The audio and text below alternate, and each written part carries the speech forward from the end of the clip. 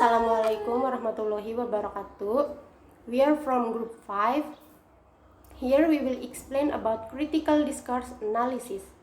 Introduce our member. The first speaker is me, Fitri Anapungki, and the second speaker is Dewi Juliatni, and the third speaker is Anggitia Niken, and the fourth speaker is Aana Vina, and the last speaker is Andrea Agustian. What is CDA or critical discourse analysis?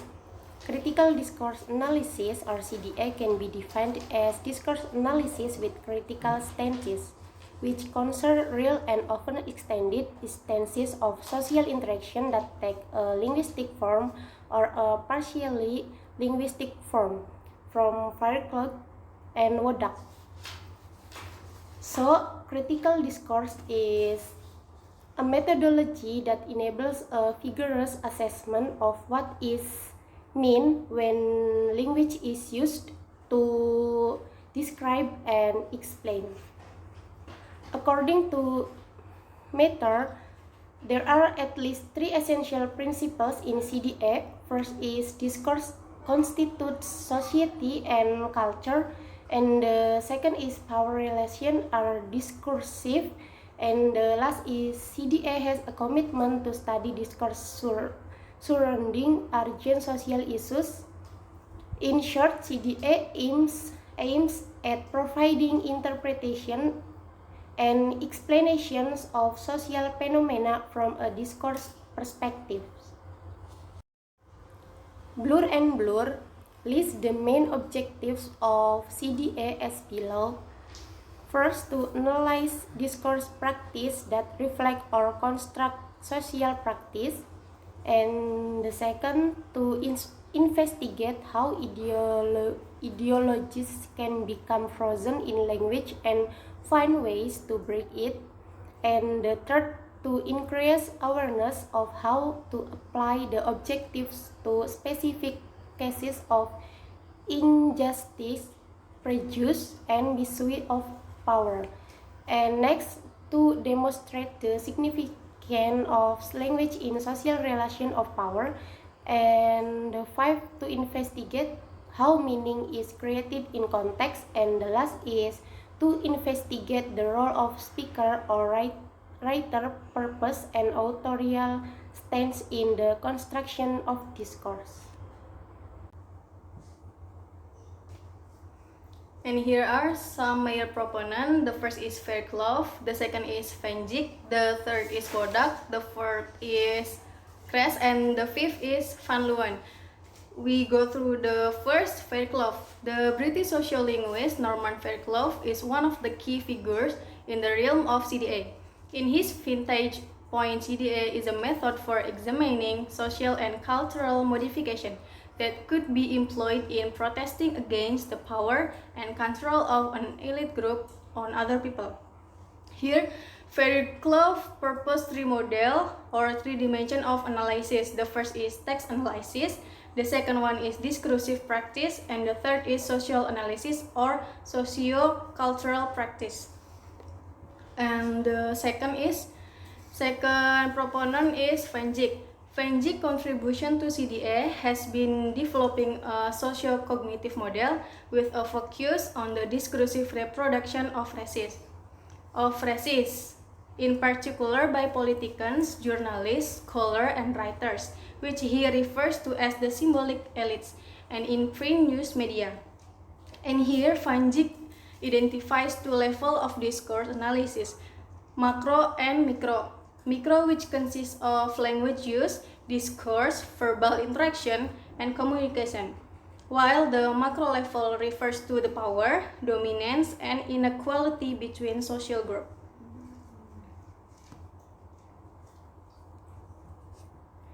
And the third is Wodak. Like Fairclough and Van Dijk's approach, Wodak's discourse historical approach views discourse as a form of social practice.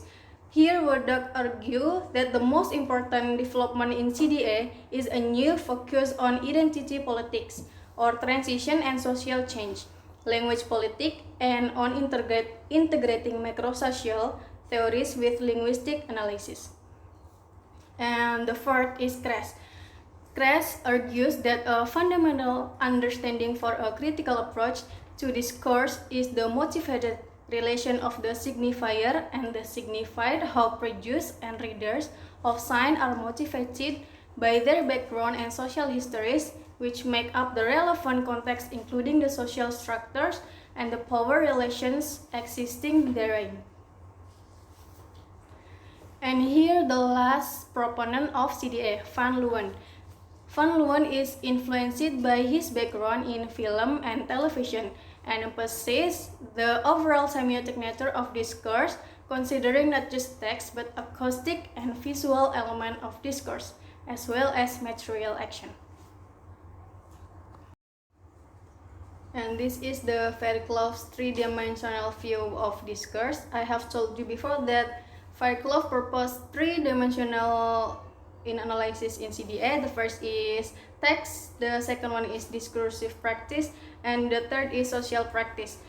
And here the text consists of can be speech, can be writing or image.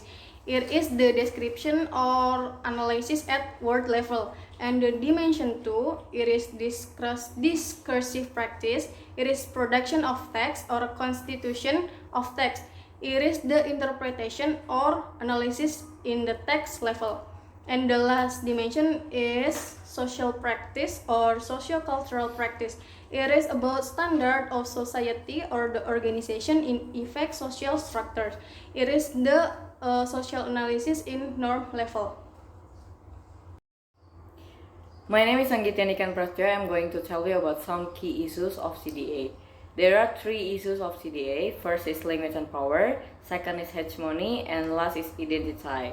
The first is language and power. CDA enables us to look into the discourse dimension of power abuse, which leads to injustice and inequality. According to Van Dijk 1993, as one of the essential functions of text and thought is to persuade others to one's point of view.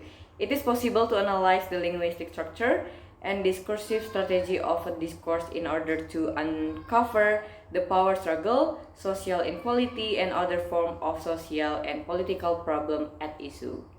And next, hegemony. For Fairclough 2003, hegemony is leadership as much as domination across the economic, political, cultural, and ideological domains of society. In hegemony, we need CDA to analyze the word from the leader to know how they dominate the leadership and influence the all aspect of society. And last, identity. Identity is important in discourse term because one's identity is manifested in one social practice, an important part of which is discursive practice, such as on the discourse Hong Kong translation from British to Chinese for its need from Flower Dew 2012. He showed how the outgoing British governor projected a rather British identity on the Hong Kong people, while the incoming Hong Kong Chinese chief executive project HMAS Chinese identity on this same Hong Kong citizen. And next, method and toolkit for CDA. In terms of methodology, Recycle 2008 has listed a sequence of steps for the systematic critical analysis of political discourse, but which can equally be applied to other fields. As follows: first, consult previous knowledge about the socio-political problem that process linguistic aspect. 2. Collect or triangulate discursive data for analysis. 3. Prepare and select specific data for analysis. 4. Formulate research question and hypothesis based on rapid checking of data or part of it. 5. Pilot the analysis to adjust analytical instrument and further spell out research questions. And next, develop detailed case study. This can operate at macro or micro linguistic level or at level context. They lead to an overall interpretation of result of analysis. taking into account the social, historical, and political context of the analyzed data. And 7, formulate critique to reveal a problematic discursive strategy, solving specific problem of communication or improve communication. And last, apply result, for example, like publication of book or article or more widely disseminated outlet. For next presenter, Ana Finatu Soliha, time is yours. Okay, I will explain about CDA and systematic functional linguistics. Based on Halliday 2004, SFL is concerned with how language is functionally used as a text in context. SFL provides critical discourse analysis with a technical language for talking about language to make it possible to look very closely at meaning, to be explicit and precise in terms that can be shared by others, and to engage in quantitative analysis where this is appropriate.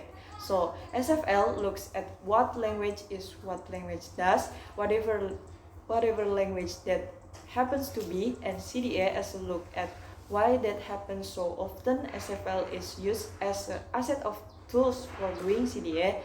CDA researchers create a very detailed analysis of a language feature to help explain some of the broader patterns in the discourse. And the next, CDA and corpus linguistics. Corpus linguistics is a concept that can be useful in many aspects of linguistic analysis. It is not only investigate the language teaching and lexicography, which is strongly related to empirical data. There are several techniques to see how meaning is created in this use of language, depend on its approach. And here are 4 advantages of a corpus approach for CDA. First, a corpus approach allows the researcher to examine syntactic properties of key lexical items exhaustively. Second, can serve as a heuristic, providing ideas for further qualitative investigation. The third, it produces result in its own right, frequency of a certain form or of a certain collocates may in itself be relevant for a critical point of view. And the last, assisting the researcher in analyzing the data more efficiently than would otherwise be the case. Okay, I will explain about positive discourse analysis. What is difference between critical discourse analysis and positive discourse analysis?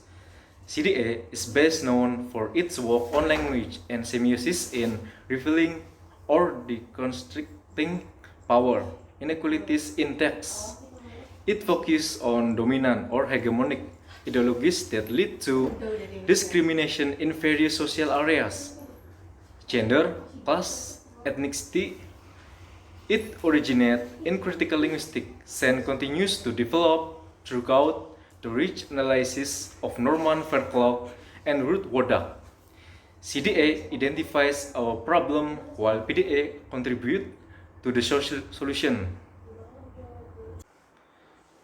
Positive discourse analysis is based on similar methodology to critical discourse analysis, involving detailed examination of text to reveal hidden ideologies that are subtly conveyed by the use of particular linguistic feature. According to Tom Parlett, 2010, PDA shifts the emphasis from highlighting injustice to identifying and promoting alternative.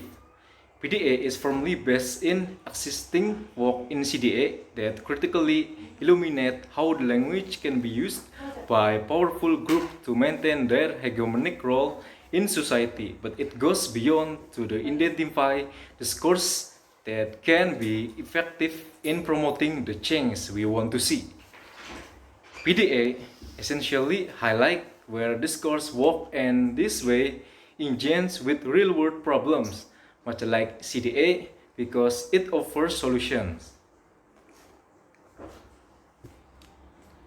Here, the following examples are some typical examples showing Hillary Clinton used positive appreciation to her campaign.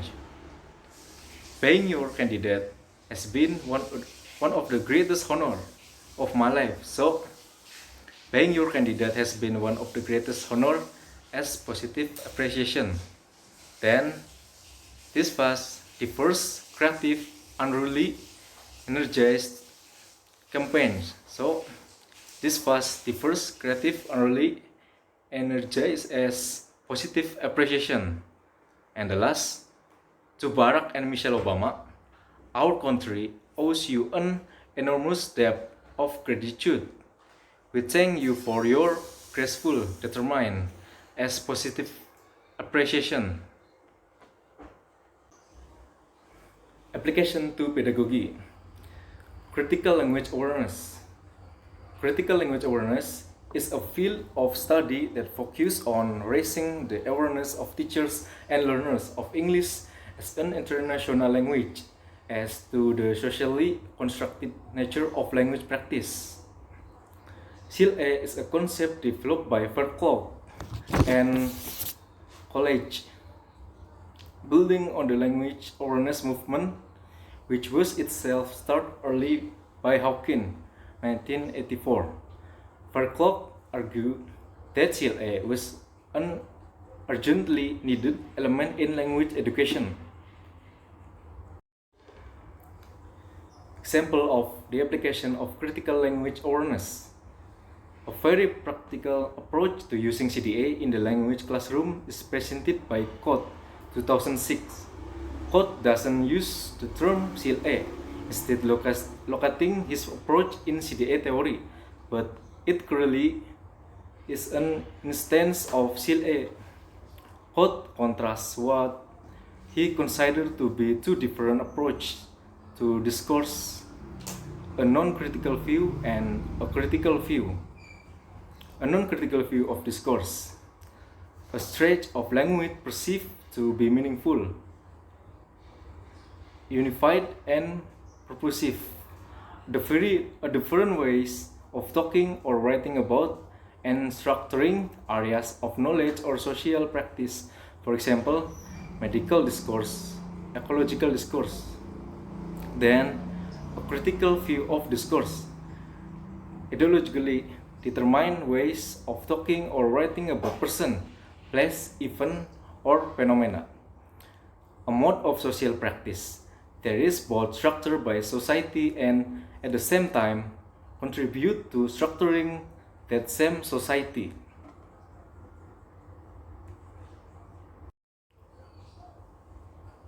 This is followed by a comparison of critical and non-critical views of discourse analysis. A non-critical view of discourse analysis. Description of natural spoken or written discourse. Study of what gives a stretch of language unity and meaning. A critical view of discourse analysis. Analysis of how texts work within specific sociocultural practice. Explanation of how discourse is shaped by relation of power and ideology, and at the same time is used to construct social identities, social relations, and system of knowledge and belief. Okay, that's all from us. Thank you for your attention. Wassalamualaikum warahmatullahi wabarakatuh.